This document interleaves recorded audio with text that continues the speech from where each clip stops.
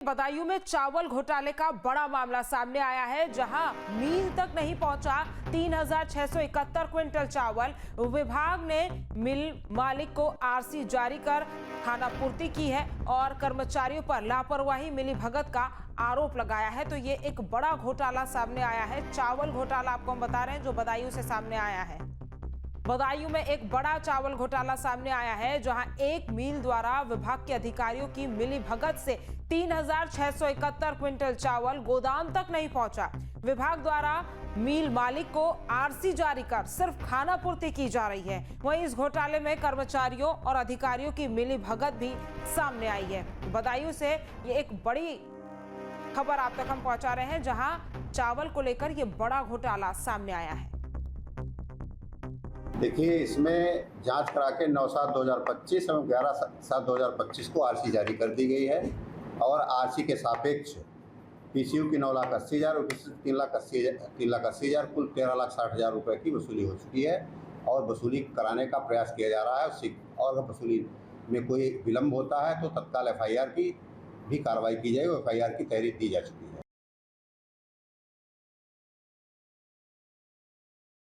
तो देखिए, ये खबर आपको हम बता रहे हैं बदायूं से, जहां बड़ा चावल घोटाला सामने आया है, जहां मिल द्वारा विभाग के अधिकारियों की मिलीभगत से 3671 क्विंटल चावल गोदाम तक नहीं पहुंचा। वहीं विभाग द्वारा मिल मालिक को आरसी जारी कर सिर्फ खानापूर्ति की जा रही है और इस घोटाले में कर्मचारियों और अधिकारियों की मिलीभगत भी सामने आई है। और अब ये पूरा मामला सबके सामने आ गया है, किस तरह से इस घोटाले को किया जा रहा था। और इसी खबर पर ज्यादा जानकारी के साथ हमारे संवाददाता ओमवीर हमारे साथ जुड़ गए। ओमवीर, आखिर कैसे पता चला कि इतना बड़ा घोटाला किया जा रहा था और कितने समय से ये घोटाला चल रहा था? जी, बताना चाहूंगा, ये बदायूं के बाबा निहालदास चावल मिल का ये मामला है, जिसमें समझौता हुआ था, जो टाई हुआ था आरएफसी से। उसके द्वारा इन्होंने 3500 जो टन चावल है वो पहुंचाया नहीं था, 3500 कुंटल के लगभग। और इसके बाद में करीब 1 करोड़ रुपए से प्लस का घोटाला है। और परतें जब खुली उसके बाद जो संबंधित जिम्मेदार अधिकारी थे, उन्होंने एफआईआर कराने की बजाय रिकवरी के लिए केवल आरसी काट के छोड़ दिया है। हालांकि जितने भी अधिकारी हैं वो बचते हुए नजर आ रहे हैं, लेकिन ये बड़ा घोटाला दूसरी बार जिले में हुआ है, जिसके बाद रसद विभाग, जो खाद्य विभाग है, उसमें हड़कंप मचा हुआ है। जी, अब किस तरह से कार्रवाई की जाएगी ओमवीर? जी, अभी आरसी काटी गई है, जिसमें 63 लाख की एक है और एक 78 लाख की समथिंग है। और इसमें 13 लाख की अधिकारियों के अनुसार रिकवरी हो चुकी है। इनका कहना है कि तय समय में अगर रिकवरी नहीं हो पाती है तो संबंधित जो चावल मिल का मालिक है और अधिकारी हैं जिन्होंने बचाव किया है, उनके खिलाफ एफआईआर की जाएगी। लेकिन बड़ी बात इसमें यह है कि काफी समय पहले तहरीर दी जा चुकी है, एफआईआर नहीं हुई। और जो विभाग है उसकी मिलीभगत के चलते केवल आरसी काट के रिकवरी के लिए छोड़ दिया गया है। हालांकि इतना बड़ा घोटाला सामने आने के बाद भी एफआईआर ना होना अपने आप में बहुत बड़ा सवाल है। जी, ठीक है ओमवीर, तमाम जानकारी हम तक पहुंचाने के लिए आपका बहुत बहुत शुक्रिया। और देखिए, बागपत में मौसम का मिजाज बदल गया है। भारी बारिश से हाल बेहाल है। वहीं बारिश से लोगों की दिक्कतें बढ़ गई है। कई इलाकों में तो बिजली आपूर्ति बाधित हो गई है। तो देखिए, बागपत से खबर आपको हम बता रहे हैं, जहां पर मौसम का मिजाज बदला है और भारी बारिश से हाल बेहाल हो गए हैं और इसी के चलते बारिश से लोगों की दिक्कतें बढ़ गई है। वहीं कई इलाकों में बिजली आपूर्ति बाधित हो गई है। तो बागपत में मौसम का मिजाज बदला, जिसके बाद भारी बारिश से हाल बेहाल हो गया। वहीं बारिश से लोगों की दिक्कतें बढ़ गई हैं। आने जाने में लोगों को समस्या हो रही है। कई जगहों पर लोगों के घरों में पानी घुस गया है। सड़कों पर जल भराव की स्थिति बनी हुई है। यही वजह है कि कई इलाकों में बिजली आपूर्ति बाधित हो गई है। और मुरादाबाद में सपा कार्यालय का विवाद प्रशासन के नोटिस की मियाद खत्म हो गई है। जिला अध्यक्ष ने एसडीएम वित्त को लिखित जवाब दिया है। वहीं एसपी जिला अध्यक्ष ने नोटिस को गैर कानूनी बताया है। तो मुरादाबाद में सपा कार्यालय का विवाद सामने आया, जहां प्रशासन के नोटिस की मियाद खत्म हो गई है। बता दें कि जिला अध्यक्ष ने एसडीएम वित्त को लिखित जवाब इसी के चलते दिया है और एसपी जिला अध्यक्ष ने नोटिस को गैर कानूनी बताया है। तो मुरादाबाद में सपा कार्यालय पर विवाद देखने को मिला।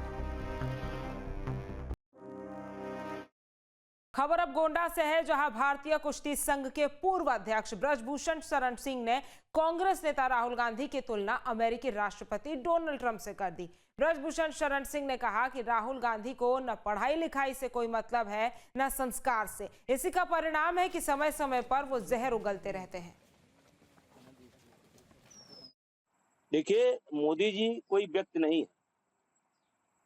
मोदी जी इस समय देश के प्रधानमंत्री, और प्रधानमंत्री की मां की आलोचना करना कहीं न कहीं देश की समस्त जो माताएं हैं, बहनें हैं, नारी समाज है, उसका आप अपमान कर रहे हैं। डेमोग्राफी बदलाव को लेकर बड़ी खबर सामने आई है। संभल में डेमोग्राफी बदलने की साजिश हुई है। वहीं संभल के बाद एक और खुलासा हुआ है।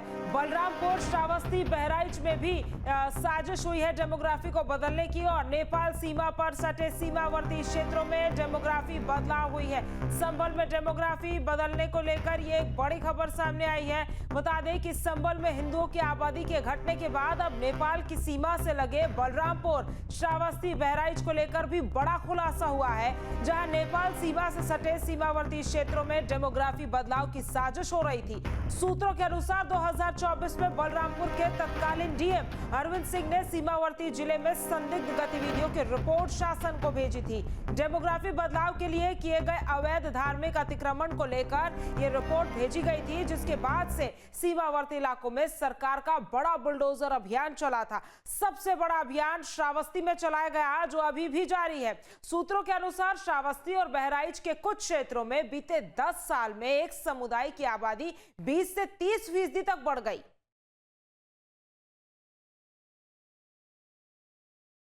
और इसी खबर पर ज्यादा जानकारी के साथ हमारे संवाददाता चंद्रिका हमारे साथ जुड़ गए हैं बलरामपुर से, वहीं अक्षय शर्मा हमारे साथ बहराइच से जुड़ गए हैं, और अभिषेक सोनी हमारे साथ श्रावस्ती से जुड़ गए। सबसे पहले रुख में अभिषेक आपका करना चाहूंगी, क्योंकि संभल के बाद बताया जा रहा है कि श्रावस्ती में क्योंकि वो नेपाल से उसकी बॉर्डर सटी हुई है, श्रावस्ती में भी काफी बड़ा डेमोग्राफिक बदलाव जो है वो कुछ सालों में देखने को मिला है। क्या जानकारी है आपके पास?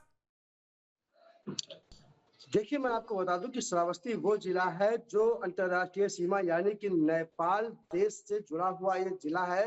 भारत नेपाल का सीमा है यहाँ पर अगर डेमोग्राफी में चेंजिंग की हम बात करें तो एक विशेष समुदाय की जो संख्या है वो बहुत ही तेजी से करीब 10 से 15 सालों में बढ़ते हुए देखी गई है। वहीं अगर नेपाल बॉर्डर के आसपास की जो इलाके हैं वहां की अगर हम बात करें तो वहां पे भारी संख्या में विशेष समुदाय की जो संख्या है वो कुछ ही सालों में तेजी से बढ़ते हुए देखी गई है। जहां भक्ति है हर शब्द में, कथाओं में छुपे हैं दिव्य रहस्य, और ज्योतिष देता है जीवन को दिशा। धर्म से जुड़ी हर बातों को जानने के लिए हमारे चैनल स्तुति को सब्सक्राइब करें। चैनल पर जाने के लिए इस लिंक पर क्लिक करें।